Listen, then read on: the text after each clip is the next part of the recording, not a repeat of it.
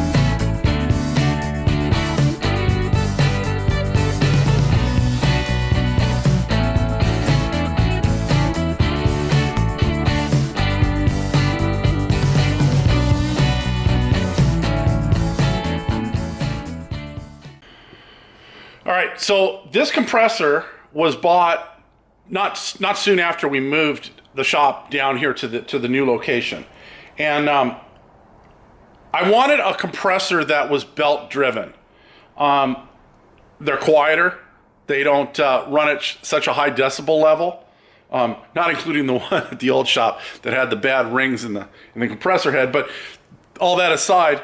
So I wanted a belt-driven compressor, and I wanted something at least 30 gallons. And so I started looking at these barrel compressors that a lot of the home centers sell. You know, Home Depot sells one, I think that's their own brand, a Husky brand. Lowe's sells one, which is their Cobalt brand.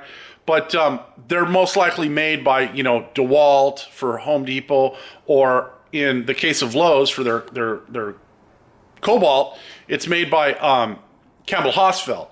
So I got the one from Lowe's, but I bought it secondhand. I got it at an estate sale. The guy that sold it to me was the person who owns its son, and they were liquidating a lot of their father's tools, and they had it listed for sale on Marketplace. It went up for sale, and 20 minutes after the ad went up, I just happened to click on it, and I told the guy, hey, I'll be right there. And so it was actually in the city of Monrovia or Duarte. I think it was Duarte, which is about 20 miles from here. And so I packed up Mrs. IE 427, some tie-down straps. We took the small Ranger work truck, and we headed out to Duarte to pick this thing up. I got it for a very reasonable price. I think I got it for about $200. It might have even been $180. But here's the compressor. It's a 30-gallon compressor. It's a two-stage compressor. So I've never had a two-stage compressor. I've always had single-stage compressors. Now, that one that I had at the other shop, again, was 80 gallons, but it was a single stage. So basically what a single stage is that the two heads on the compressor pump are tied together, and then at this side over here, this would come out with an outlet, and that would go directly in the tank. The difference with a two-stage is that it goes from one head to the other, and then it comes out the other side of the head. So it compresses, and then it goes into the tank. So my understanding is the advantage of that is that it will build pressure quicker. Because it's not reliant on a single piston pump of each cylinder. Meaning, when it's a single stage, each one of those heads produces a single pump, but they go into a common line. Where within the two-stage, it pumps it up once, and then it increases that pressure to the second piston out to the tank. If I'm wrong, please correct me in the comments. But it's a two-stage pump, and you can see the oil that's in it right now is still golden. It's not black, but I figure it's time for it to be changed. I use this compressor quite a bit, so when we're manufacturing some of our parts, our turn signals, as a for instance, after all of the custom work is done to the turn signal, then I bring it out here, I put a blowgun on the airline, and I blow any particles that may be in the mechanism out so everything's nice and clean. And I just used it yesterday for that exact reason, and so there's still, 75 pounds of pressure in there. The one mod that I want to do to this thing is I want to make the drain on it a little bit easier to use. So when I first got it, the drain was leaking. And the drain is just a little petcock at the bottom. It's kind of like a ball valve, and it's only like a 1/4-inch NPT thread into this little valve that you turn, open and close. But it wouldn't seal. So even though the compressor would build up pressure, overnight it would just bleed down to where you didn't have much of anything left in it the next day. So what I did is, I thought I was going to be smart. I put a 90.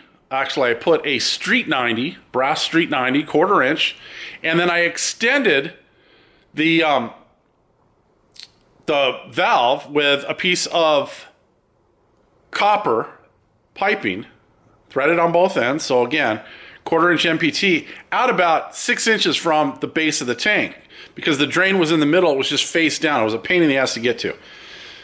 I thought I was being smart, but the problem is that I faced it back towards the wheel. So every time you went to wheel the thing around, you would tip it back and it would be resting on that pipe. Well, I went to move it the day that we got the engine back from the dyno, this engine right here as a matter of fact, and I tipped it back, and I must have tipped it a little too far because I instantly started to hear air. And I was like, oh, damn it.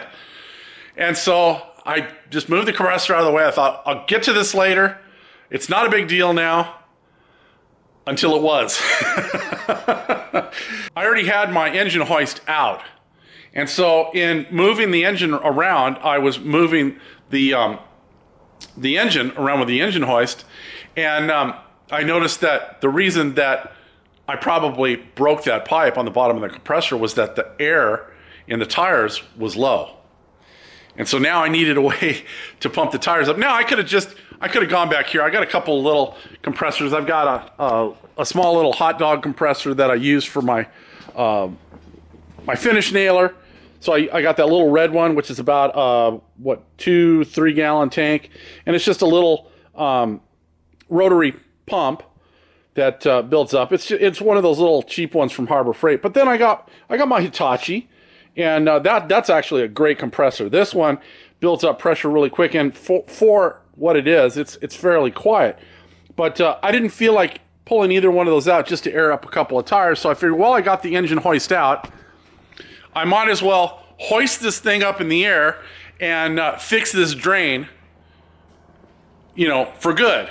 And so what I did is I got a shorter nipple.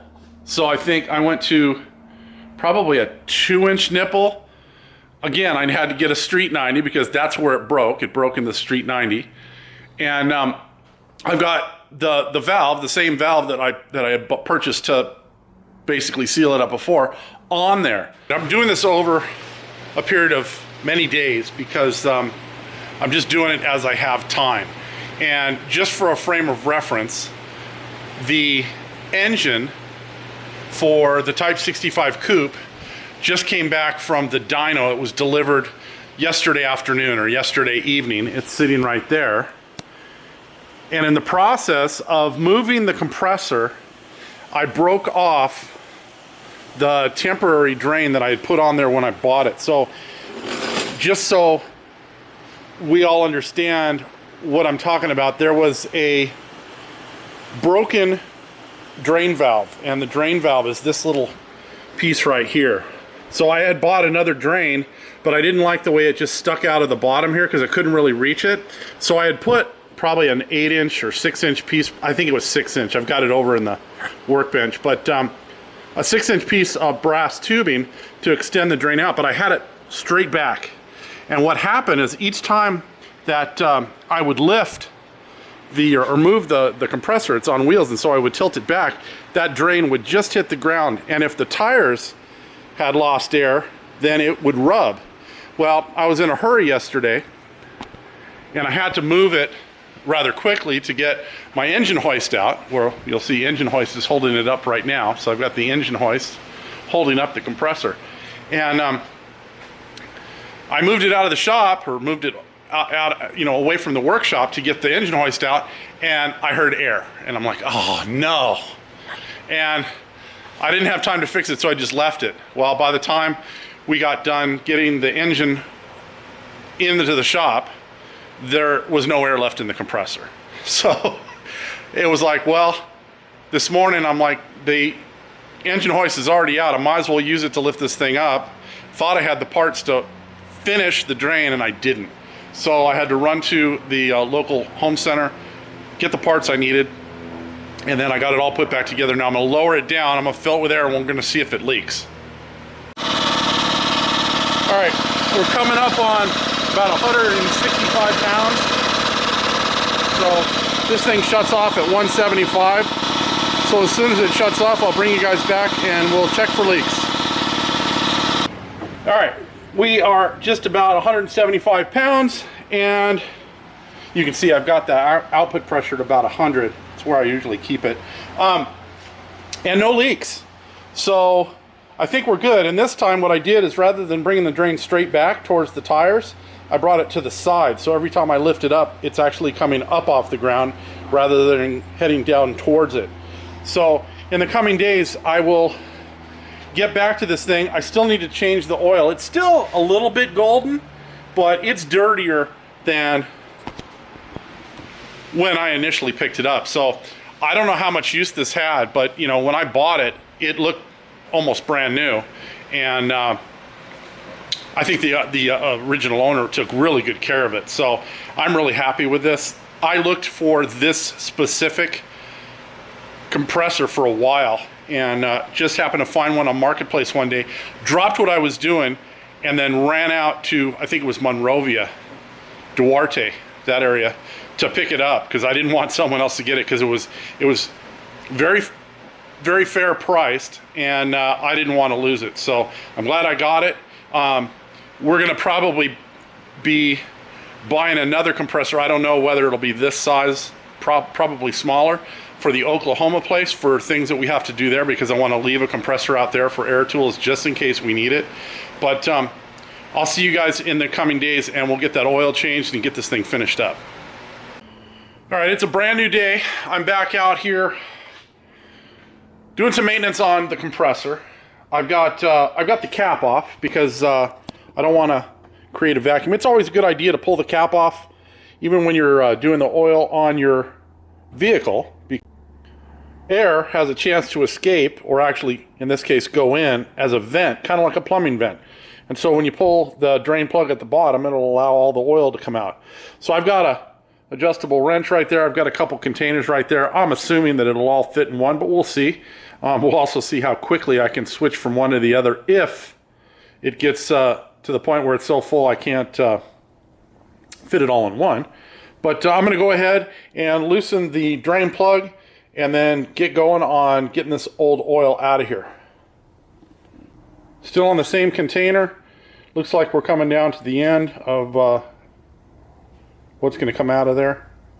And just got it. It just drips at this point. Once it's all done, I'll put the plug back in and we'll see how much oil this thing actually holds. Give me a good reference next time when I have to change the oil to know how much to buy. I actually went online to see if it was listed what the capacity of the compressor pump took, and I couldn't find anything definitively. Of course, the AI wanted to tell me that it was between 5.4 and 11.8 ounces. that's a pretty big swing. So I don't know. And I had to input that it was a 30-gallon, two-stage Campbell-Hausfeld compressor. And that kind of narrowed it down, because when I just put in 30-gallon Campbell-Hausfeld, it was between, what did I say, 5.4, something like that, and like 13 ounces. I was like, man, that's a lot of oil for that little pump, but that's where we're at. AI is taking over everything that we do right now. I think I saw a movie about that, something about Skynet. Well, it appears that the AI was actually really close, because the side of the container, I don't know if you guys can read that, is just under 16 ounces, which will put it around 15.8 ounces. So, I don't know. Like I said, I went online. I wanted to find out exactly how much it needed, because, you know, I think about 2 quarts of oil for it, just in case. And so we should be good. But I guess it held more oil than I initially thought it would. So I should get 2 oil changes out of the 1 quart that I bought. This is made by Ingersoll Rand, and I don't remember where I found this. I think I might have found it at the local Ace Hardware. It's been sitting around here for a while. So I'm going to go ahead and I'm going to add the 15.8 or 16 ounces that it needs. I'm just going to make sure that when I fill it, that I get to the center of the sight glass there where the red bubble is, and we should be good. I got to find a funnel that's going to be small enough to go in there, and we'll get this put in there. I figured while I was at it, I'd check the air filter, and it doesn't look bad either. I don't think this compressor saw a whole lot of use at all, so I pulled the air filter element out of the housing. I've still got pressure in the tank, so I can take some compressed air and blow this out, but I mean, it's got dust in it, and it looks like somebody's over tightened the housing in the past, because they kind of wrinkled the core of the air filter. I'll go online, I'll see if I can grab another one of these, just have it in stock so that if I want to replace one later, I can. But this one's really clean. So whatever environment this was used in, 1, it wasn't used a lot, and 2, it wasn't very dirty where it was used, because this air filter looks, you know, used, but not filthy. All right, I ran it. I brought it up to full pressure. So the gauges are, what, about 160, 165. So everything looks good. The oil in the sight glass is nice and golden again. Got the fill cap back on. I pulled the cage off for the pulley housing, and I checked the belt. The belt looks good. I'm going to search to see if I can find a replacement belt just to have on hand, along with another air filter. But this compressor's worked out perfectly so far. It doesn't take up a whole lot of room in the shop. I don't have to relegate it to outside, even though the other one at the other shop was undercover. Being outside, I rarely walked by it unless the back door was open. And, I always would tell myself, oh, I'll get it next time. I'll get it next time. And so maintenance on that one was lacking. From the time I bought it until the time I replaced that compressor head unit, I didn't do a whole lot of maintenance. I probably only changed the oil in it twice, and that's probably what killed the compressor head. But this one, since I walk by it every time I come in the shop, because you see, the door's right here, and the compressor sits right over there. I walk by this every time I come in the shop. And I'm more apt to give it attention. So this putting this video together probably took the last 2.5, maybe 3.5 weeks, because I just did it as I had time. And between working on car projects, working on home projects, between working full time, I just found, a half hour, maybe even 20 minutes each time that I was out here to work on it, except for the day that I broke the drain on the bottom. That took about 1.5 hours to 2 hours because I had to run for parts. But it happened. Now the drain, as you saw, is in a much better spot, so it's less apt to get broken again. I wish that, the drain has to go at the bottom, but I wish they'd figure out a way to like keep it to where it wasn't so subject to abuse, especially on a portable compressor like this one. On the big stationary one I had at the other place, there was plenty of room to get in there and open the petcock to drain it, to let water and condensation out of it, but it wasn't gonna get subject to abuse because you didn't move it. This one's on wheels, so I don't know what you could do to make it any more rugged so that it wouldn't be subject to abuse, but who knows. Anyways, I think that's going to do it. If you guys are enjoying the content here, please do the like, the share, the subscribe, all that kind of stuff. We'll see you next time. Have a great day.